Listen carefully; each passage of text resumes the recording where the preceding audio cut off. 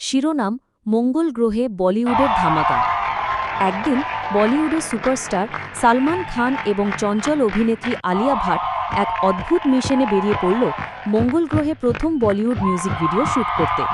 তাদের সঙ্গে ছিল মজার সাপোর্টিং ক্রু রণবীর সিং, সবসময় অতিরিক্ত এনার্জি, কার্তিক আরিয়ান, চিরচেনা মজাদার দুষ্টুমি, আর ক্যাটরিনা কাইফ, যার নাচে যে কোনো গ্রহ কাঁপতে পারে। স্পেসশিপে ওঠার পরেই রণবীর জোরে চিৎকার করল, ভাই, আমি আগে নাচের রিহার্সাল শুরু করে দিই না।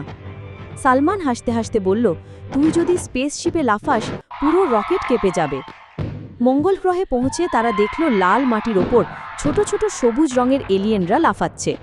আলিয়া কৌতূহলী হয়ে কাছে গিয়ে বলল, হ্যালো ছোট্ট বাবুরা, তোমরা কি?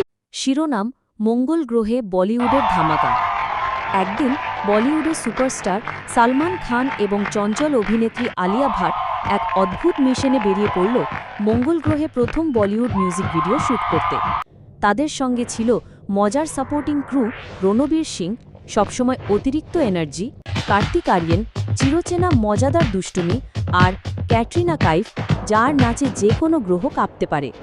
স্পেসশিপে ওঠার পরেই রণবীর জোরে চিৎকার করল, ভাই, আমি আগে নাচের রিহার্সাল শুরু করে দিই না।